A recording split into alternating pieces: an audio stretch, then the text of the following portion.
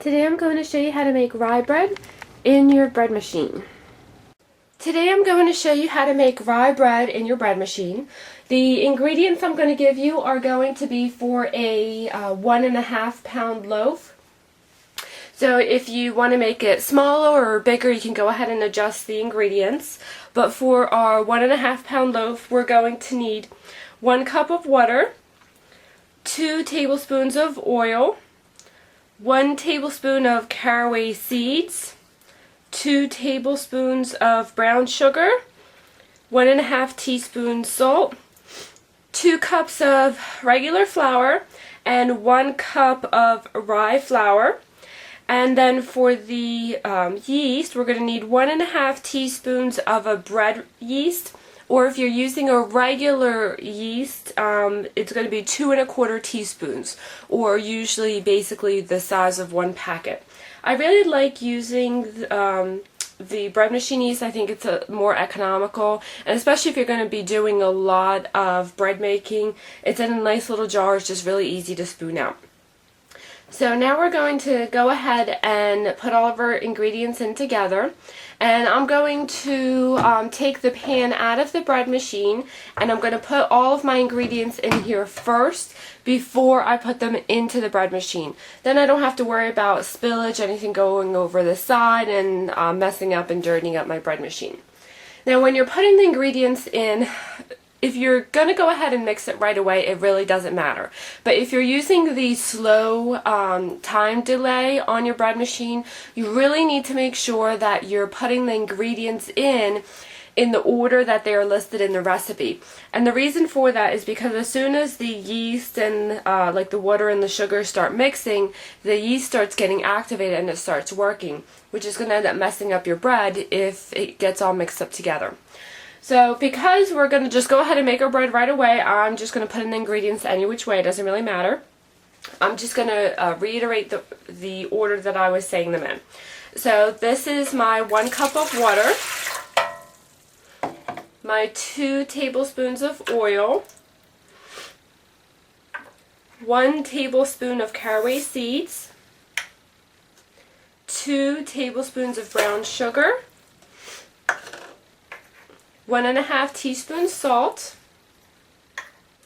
and then our flour. When we're putting in the flour, I already have 1 cup of the regular flour measured out, and for my second cup, I'm going to show you how to do it. Basically, whenever you're doing measuring for your bread machine, it really is important for your measurements to be accurate so everything comes out good. So when you're doing your 1 cup, you don't want to just scoop it up. You actually want to have physically just 1 cup. So I usually take a knife and just take off the excess, so that way I have an exact 1 cup of flour. So that's what I'm going to do for all of my flour. So that's my second cup for my regular flour. And then we're going to add in the 1 cup of rye flour. And then we're going to add in my 1.5 teaspoon of bread machine yeast. And I just have a teaspoon measurement here, so we're going to put in 3 of these. So 1, 2, 3. Alright, all of our ingredients are now in the bread pan. So we're going to go ahead and take this and put it into the bread machine. To put our pan back into our bread machine, we're going to lift up the lid. And you'll notice that in here on the 2 sides I have these clips. And if you notice on the pan itself, I also have 2 clips. So when I'm putting it in, I'm going to make sure that those 2 clips are facing the spot in the bread machine to connect them. So I'm just going to put them down in, and then you want to push. You'll kind of hear and feel this audible click, and if I pull on this, you'll notice that it's nice and tight. It's not going to go anywhere. You want to make sure you put the holder down, the handle, so it doesn't get in the way, and then we're going to close the lid and we're going to go to our display. Now that we have our bread pan within the bread machine, we're going to go ahead and turn it on. Every bread machine will have at least these 2 settings. The first one is going to be actually selecting what kind of bread you're going to do. And the other thing is going to be selecting what size bread you want to do. Remember, the ingredients we were doing were for 1.5 pounds today. Again, you can adjust the ingredients depending on what size you want to do it, but you don't want to exceed the capacity of your bread machine. Like mine is 2 pounds is the biggest I can do. So I don't want to try to put 3 pounds worth of ingredients in here, because then it's going to overflow and you'll have problems. So we're going to go ahead, and my menu button here is going to, I'm going to hit until it says number 1 so that I can select just the basic bread. Mine also has the option of color, so whether I want a light, medium, or dark crust, I'm going to select a medium. And then the loaf is going to be the loaf size, so again it's going to be 1.5 pounds.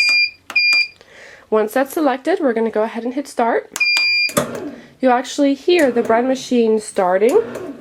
And if you open up the lid, you'll notice the knife that's inside has started mixing, so it's starting to mix our ingredients. Also, if you take a look at the display, it says 3 hours, the 2 dots and 00. So the entire process from start to finish with the bread machine, mixing it, kneading it, letting it rise, baking it, is going to take 3 hours. So you don't want to do this like 10 minutes before you're going to leave. The bread machine does have a kind of a warming cycle where at the very end it will usually warm your bread for a little bit after it's done baking. But if you leave it in for hours, it's going to kind of harden, and then it's going to be hard to get out. So try to leave yourself enough time depending on what the bread that you're doing calls for. So right now we're just going to let it sit, and we're going to check back on it in a few minutes. You'll notice after a few rotations the machine starts to speed up and it has that quicker whirling. You want to, once it looks like it's mixed most of the ingredients, we want to take a quick look at it to see the consistency of our dough. When you're looking at it, you can actually touch it, and if it feels kind of springy, then you're okay. If it feels like it's really dry, or if it's too sticky, then this is when we need to add a little bit of water or flour. If it's sticky, then we need to add a little bit more flour. When you're adding flour, you just want to do 1 tablespoon at a time. So if it felt sticky, put in 1 tablespoon, let it mix for a couple more minutes, and then check back on it again. If it still feels sticky, then you want to go ahead and add another tablespoon. But we want to do it a little bit at a time just to make sure that we don't overflour it. If it felt too dry, like there's really no springiness to it, and it kind of like almost sticks to your, not sticks to your finger, but you have like flour on your finger, then it's not moist enough. So we need to add water. In which case, again, add 1 tablespoon of water. Let it go ahead and spin for a couple more minutes and mix it in and see how that looks. If it still feels like it's too powdery, then again, just add another tablespoon of water. But again, we want to do it a little bit at a time so that the dough has enough time to absorb either our flour or our water without becoming overly sticky or too watered down. Actually, this dough is looking pretty good. You can see that there really isn't a lot of extra ingredients all the way down at the bottom. Pretty much everything is staying in the center in my dough, and when I touch it, it actually feels pretty springy. So when I put my finger into it, it kind of leaves a little bit of a dent, but it's not sticky. I don't have any residue on my fingers. It's not powdery. I don't have any flour on my fingers either. So this to me actually looks pretty good. Now this is not a step that you want to skip. You do want to take a look at this, because if you don't catch it now, at the very end, your dough or your bread isn't going to be very good. So it's much more easier to catch it at the beginning. So to me this looks pretty good. So at this point I'm basically done. I'm going to go ahead and put the lid back on, and I'm going to wait until the machine beeps at me to tell me it's done. Once it finishes spinning, it's going to do that a little bit more. Then it's going to sit for a while so the dough can rise a bit. You don't want to keep opening up this lid. It's okay right now because it's still mixing, but once it actually starts baking and rising, we want to leave this on because we don't want to let heat escape. You'll notice that there is a clear window in most bread machines, so if you're curious as to what it looks like, you can take a peek in here, but try to refrain from opening up the lid needlessly. So right now we're done. We're going to wait until the bread machine beeps at me, and we're going to check back on it then. Once the bread machine is done, we're going to go ahead and take out the pan. Make sure that you are using gloves because it is going to be hot when you pull it out. Next thing I do is I'll take a plastic knife, and you want to do a plastic. You don't want to do a metal because you don't want to damage the Teflon. And all I'm going to do is just kind of run it all the way down alongside the bread.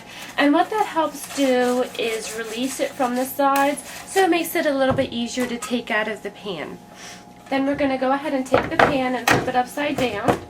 And if you find that your bread's not coming out easily, which this one happens to be coming out just fine, you'll notice that on the top you have the spot where your blade goes in. So if you just twist that, that also helps to pop out your bread. Now we're going to go ahead and just let it sit for a few minutes so that way it can cool down. And in the meantime, you want to go ahead and fill this with water. You want to fill it with water as soon as you take out your bread, so that way nothing hardens. If you just let it sit and try to wash it later, what happens, all the yeast in the bread, all of it makes the knife harden onto the pan, so then it's really almost impossible to get it out. So go ahead and pour water in it right away. We'll let this sit for a few minutes so it cools before we cut it. Once we've let our bread cool for a few minutes, we're going to go ahead and cut it. Now you can certainly put it on its side and slice it down this way, but I find for me, because of how square and big it is, it's a little hard to do. So my personal preference is to actually just cut down the center and cut it in half this way first.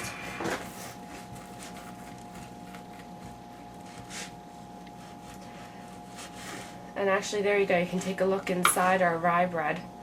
See how it's nice and done? And then what I'll do is go ahead and lay it down on its side, and I'll cut it into slices.